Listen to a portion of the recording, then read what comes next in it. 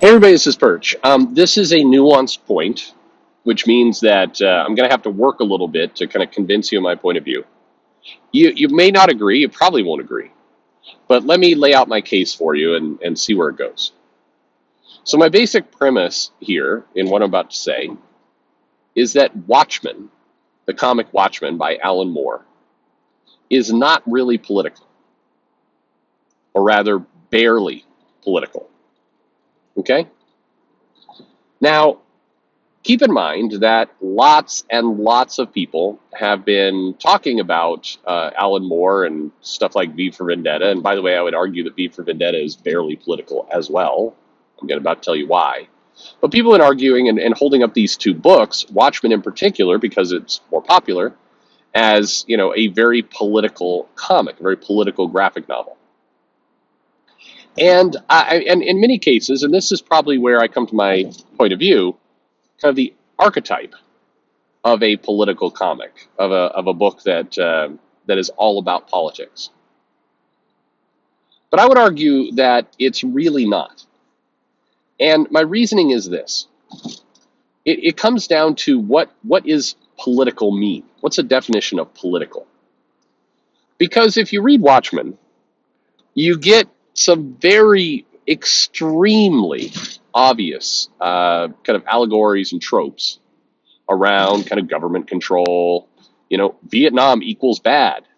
Bad things happen in Vietnam. Government entities are shadowy and do dubious things. Rich people are run amok at times. People who are unwilling to go along with the system are often crushed under the boot of fascism. These topics that are brought up in Watchmen are, and with all respect to Alan Moore, and I do mean that, they're second grade, third grade level politics. It's like Schoolhouse Rock level of politics. Now, Alan Moore is a gifted writer, and so it's written very well, and the story is entertaining. And I'm not, when I say that it's barely political, I'm not saying it's bad. It's clearly a well-written work, and it's stood the test of time, and all the rest. It's a good comic. It's just I don't think that in the argument of comics have always been political, holding that book up, I don't think is the gotcha that people think it is.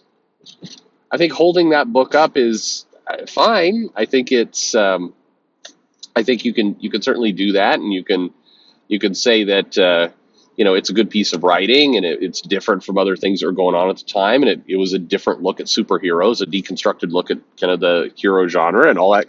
All that's fine. No disagreement. Holding up Watchmen as an archetype for kind of deep, nuanced political writing, to me, would be a little bit like holding up Sesame Street for geopolitical understanding of regional conflicts. It's at points, Sesame Street and kids' cartoons have talked about how there's a border between the U.S. and Mexico, and countries, often have debates about that border. But it's done in such simplistic terms that you wouldn't watch that and go, now I am an expert on politics, and this is the kind of defining moment of politics in all of comics. I think that casting Watchmen as a super detailed, super nuanced, super informative view of politics, like people often do, is questionable at best. I think that I think it does kind of a dual thing. It undercuts where the real value of Watchmen is in terms of the writing and kind of the characterization and that work.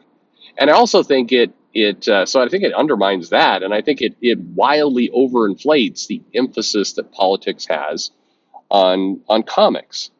And that really kind of is the key point here, because we live in this world where, more and more we're being told comics have to be political. Comics are political. They're by nature political. They've always been political. On and on it goes. But the examples that people give for these politics are some of the lightest weight stuff you've ever seen. It's like Hey, comics have always been deeply political. The proof? A cover where Captain America is punching Hitler. Don't you see the nuanced, deep layer of politics that proves that that's ridiculous? It's a cover image during a time when there was a march to do a lot of very kind of stylistic political theater in popular culture. That's what that was. And you see this play out today. Again, it's we get excuses for things like, hey, in this copy of Uncancelable Wasp, one of the supporting characters is gay and has a parent that doesn't understand, and we're going to say, hey, we're going to divorce ourselves from any criticism of the writing by saying, well, but comics have always been political. Well, you have nothing to complain about. It's like, folks, and folks, the comic isn't written well. That's the complaint. The complaint isn't about politics. It's not that you have to suddenly drag the works of Alan Moore into the argument to justify this very hacky kind of thing you're doing. It's that the writing itself is poor. That's the concern. That's the issue. That's the topic. The writing's not great. I think Watchmen gets used as this prop to kind of inflate very random things that are not, things that have nothing to do with politics, things that have nothing to do with deep thoughtful commentary on a topic. And going back and reading Watchmen, it does, I think I think it's actually a kind of a litmus test for the reader. If you pick up Watchmen or you pick up V for Vendetta, and you come away from that going, this is the most in-depth, nuanced, dissertation of politics that I've ever seen. That's telling me something a little bit about your intelligence. It's telling me a little bit about the level of information you can absorb. If you read Watchmen and go, hey, this is a really entertaining story. I liked how the characters evolved. I liked how there was some interesting kind of dissection of what it means to be a hero and all that kind of stuff. Yeah, that makes complete sense. I think if you're taking a college class where they're going to have everybody read Watchmen and they're going to talk about characterization and plot structure and kind of the flow of a story, all that kind of stuff. If that's what you're doing, that makes sense. If you're doing a book on contemporary politics and you're using Watchmen, I mean, you might as well throw in Schoolhouse Rock as another in-depth discussion of political themes and tropes. I mean, that's the point I'm trying to make here, is that it's all in kind of how you categorize what it is that's being read. I think Watchmen as a deep, nuanced political graphic novel, I don't think it is that. It's not a deep, nuanced political graphic novel. It's pretty standard, to be honest with you. I think that it takes nothing away from what the comic is, but it's not as always advertised. So I expect several of you are going to disagree with me, mainly because we have been force-fed for the last 25 years at least that Watchmen is one of the most complex and stunning political works of our time in comics. But next time you read it, I guess it's all in the definition.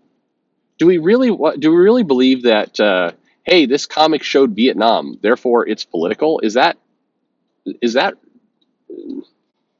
our bar? I mean, again, if that's your bar, that's fine. But I think that's a pretty low bar for politics. I think that's yeah. I mean, I think that's a lowest common denominator view of of what political themes in a comic can be.